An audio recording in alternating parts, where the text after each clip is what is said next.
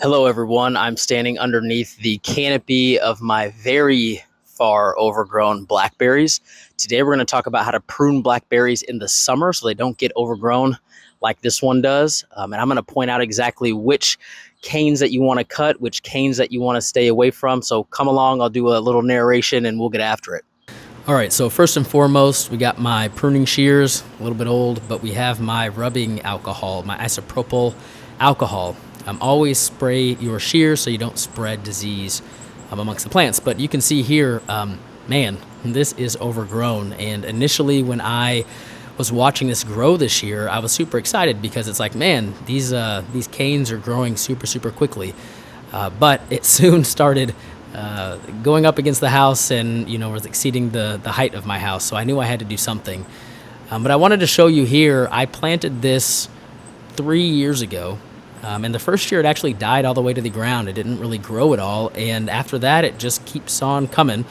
But this is important. This is what we call a floricane. The floricane is the second year's growth, and you can see me contrast it to the primocane. And you'll see me do that here a couple more times. There's some more primocane. It's the first year's growth.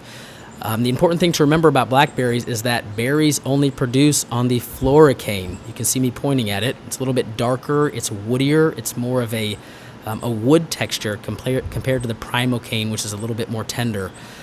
So what I wanted to do here, and what you need to remember to do if you're wanting to prune back excessive growth in the summer for your blackberries, is that you want to pay special attention to the primocane, this year's growth, because I don't want to chop off any blackberries. And again, the blackberries only grow, there's some more floricane for you.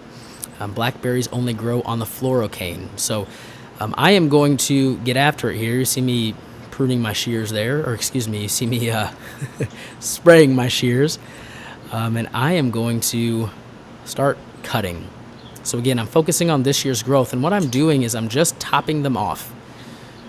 I don't want the plant to have to worry about sending energy to 10 feet worth of primocane. I want it to worry about producing great berries, and I want it to worry about staying healthy. So you can see me just topping those off to where I want them. And in my research, I showed that 5 to 6 feet can be a good height to trim these blackberry bushes down to. So I have some fencing behind it, some trellis behind it, and I'm just basically cutting it a little taller than the trellis support, right? And we'll see how things go next year when that primocane turns to a floricane and starts producing berries.